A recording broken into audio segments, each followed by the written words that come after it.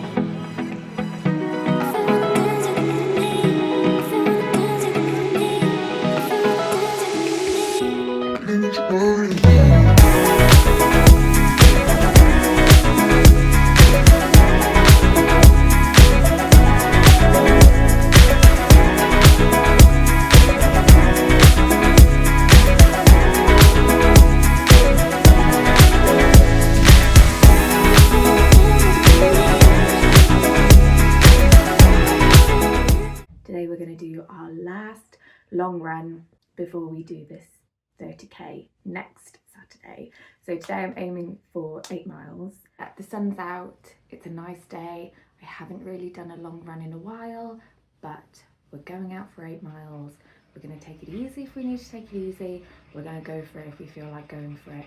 And we're just going to listen to my body today and enjoy the sunshine. So yeah, let's get going.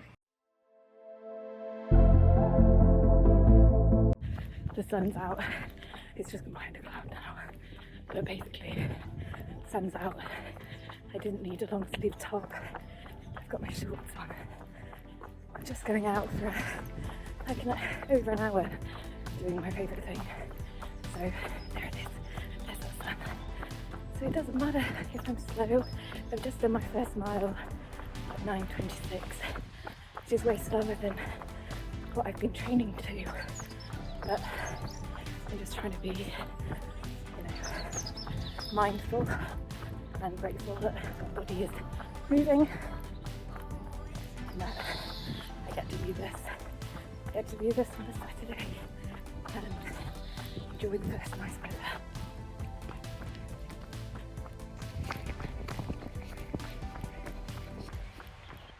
Also, I've been putting off this route for months.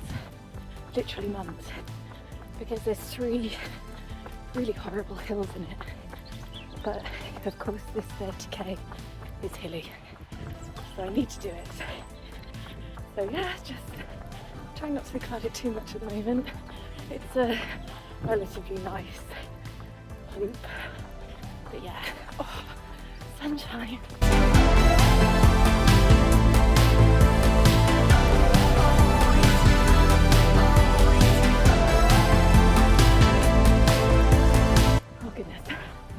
Done the first hill. You can probably tell by my breathing. It hits you at about 5k and it just keeps going. The first one done, then we've got a bit of a downhill, and then we have the worst stretch of this run, which it's just like a gradual incline for about a mile.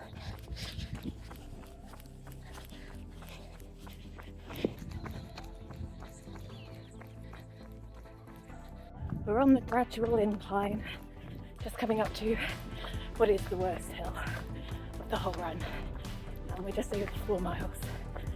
So over halfway, it's beautifully sunny and very, very hot, but just keep going. Gentle pace. I haven't gone under 9-minute miles yet, taking it really easy. Oh, that second hill. Oh, that was deadly, but it's a bit easier from now on. One more big hill, one more little hill.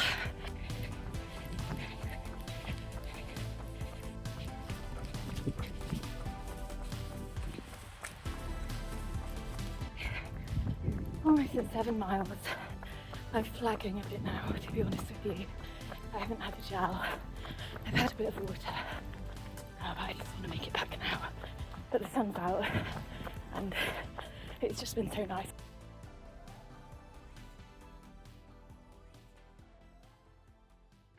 That was a real struggle actually.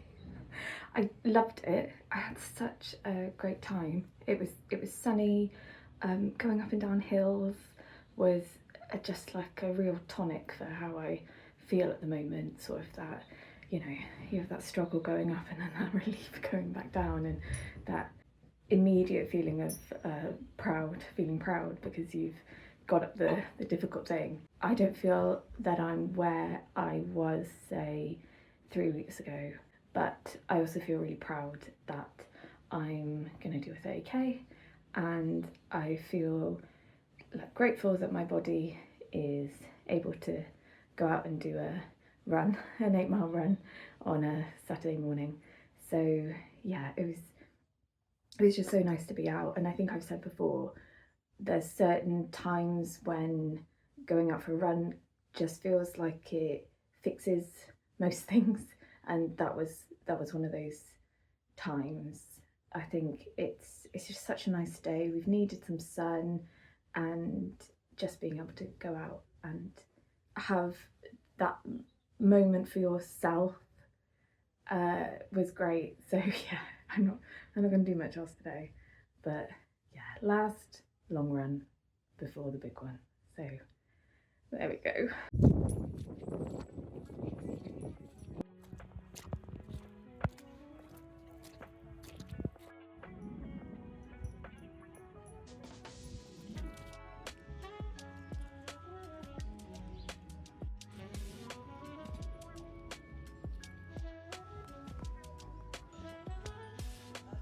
This week has really gotten away from me, but it's Thursday and it is Thursday of taper week, and I'm at work with my small hairy colleague. It's been a much slower week training wise than I'd anticipated. I had some health news which I'm not going to share on the internet currently, but I am okay. But I might have to take some time off running soon, just waiting to hear the ins and outs of everything. But since I did that long run on Saturday, I've only been on the treadmill once. So taper week is taking a proper taper, too much really than much more than I'd wanted. But we're on track for Saturday. I think a lot of it is going to be mind over muscle. But we'll get there. And it's absolutely beautiful weather. And it's supposed to be like this on Saturday as well. So I can't really complain about anything, to be honest with you. But yeah, the plan is probably go to run club tonight, if not get back on the treadmill, and then do an easy shakeout run tomorrow. And then yeah, it's race day.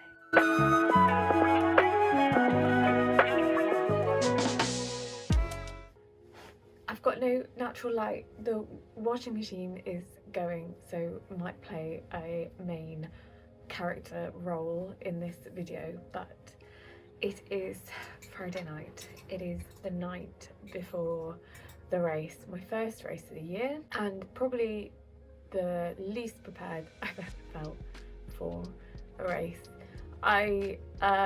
It's for a few reasons really. I went on holiday 3 weeks before the race, and then, like I said, I had some health news which you know, didn't make me feel particularly great about things, and yeah, so training kind of plateaued a little bit.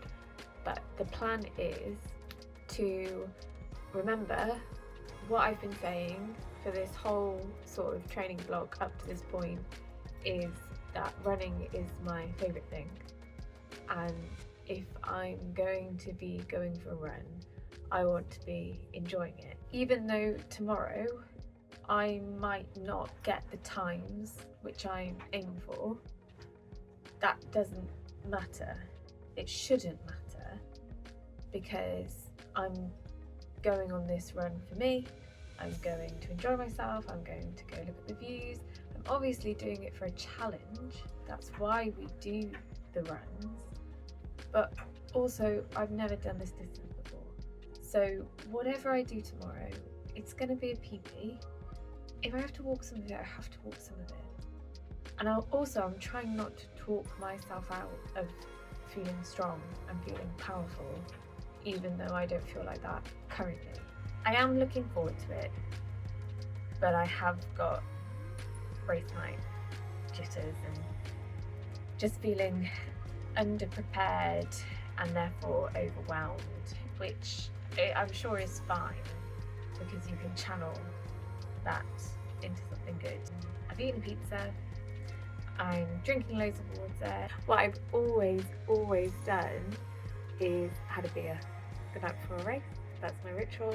I'm gonna have my beer, I'm gonna watch some crappy TV, and I'm gonna have an early night. So yeah, I'll see you on race day.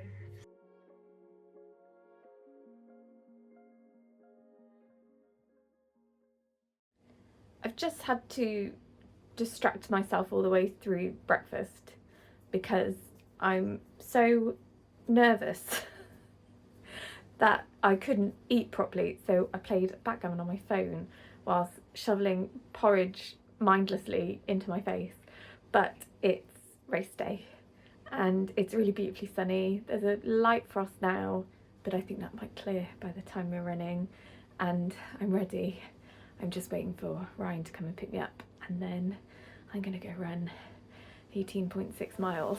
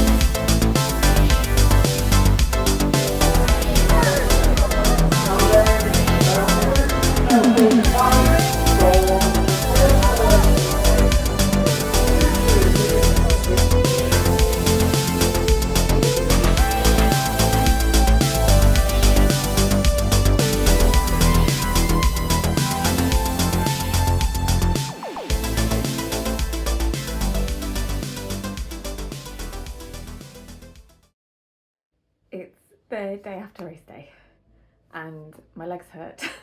I've been saying that the main reason I wanted to do this race was not just to challenge myself on the distance, but because it was a beautiful race. And also the weather yesterday was just unbelievable. I had such a great day. Considering how bad I felt in the taper week leading up to it, I don't know. It happened quite quickly that I felt that I got into the rhythm. So I'll put the elevation down here and you'll see that at the beginning of the race, it's one big hill and that hill goes on for about 4 miles. Now in my head, I just prepared for sort of the steepest hill that I could imagine and that I was going to have to walk up it for 4 miles. Once I got going and I got to that hill and I realised it wasn't quite as bad as I'd anticipated. I mean, it was steep. I think I just felt good. I felt strong and I was like, right, I'm not going to run uphill. I can sprint up the thing. But I did that little, bumble run that you do when you're going up somewhere steep. And I managed to do that for the whole 4 miles. I think going out with that initial strong start and feeling that good early on was just mentally really, really good for me. Also, apologies if you can see this mark on my top. I don't know what it is. This is a work top. I'm going on a walk. So I've just got walking clothes on. It levels out after about 4 miles and then you start getting this, I wouldn't say gentle undulation because there are some steeper hills again. But the course then turns into this series of hills and troughs. And so we were coming down sort of this valley. There was this beautiful view and I just had this moment of, oh my goodness, I love doing this. This is why, you train in the rain, why you get on the treadmill when you don't feel like it. And it was just a complete moment of clarity really. For the rest of the run, throughout sort of peaks and troughs of my own feelings, I could hold on to that feeling really. As I was saying, there were areas which, they weren't quite as rewarding and they were a struggle. Just after that moment of, yes, like I'm loving life, there was a straight which should have been like sweet relief, but there wasn't much of a view. It was quite a samey sort of path. And so it just turns into that monotony then of your body going into a rhythm. I did have a really good cheesy pop playlist on and that got me through. I really, really started to feel things at about mile 15. Mile 11 was when, first of all in my legs, I was like, ooh, okay. And I was fueling. I'd had a gel at mile 4 and then I had another one at mile 10. And then there was also water stops every 4 miles. But when I hit mile 15, I really should have fueled. That's where my error is. Because the last 5k of that run was the hardest run that I've ever had to do. I had a 30-minute 5k to do to reach my target time. And I was like getting in the zone and I was, looking at my watch, 8:40 miles, yeah, I'm doing really well.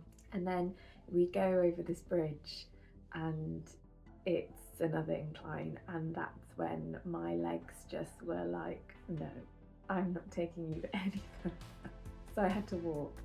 In the last 5k of that run even, I walked more than I did for the whole rest of the run. It was sort of like an undulating cycle path, and after you've done so many hills, it just felt impossible to get up them.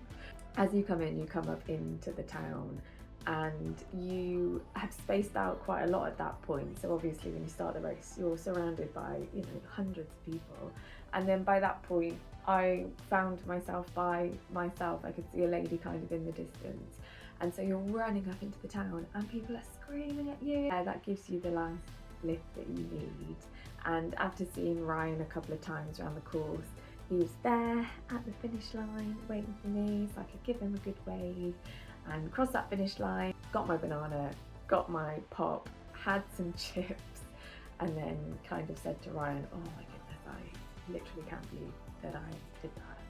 It was fantastic.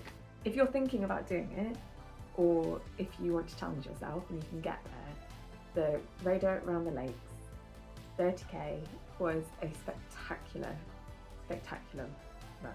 I don't know if I'm going to do it again, but yeah, ask me again in a couple of months maybe. I'm just finishing off the video today and I've realised I haven't signed off because the noise you heard in that last video was Ryan's van coming to pick me up. Thank you so much for watching and for the support that people have left me in training towards this race. As always, please let me know what you're training towards because I'd love to give you a bit of support and a bit of encouragement because I absolutely love hearing what people are doing. Thanks for watching this video and I'll see you really soon. Take care, bye.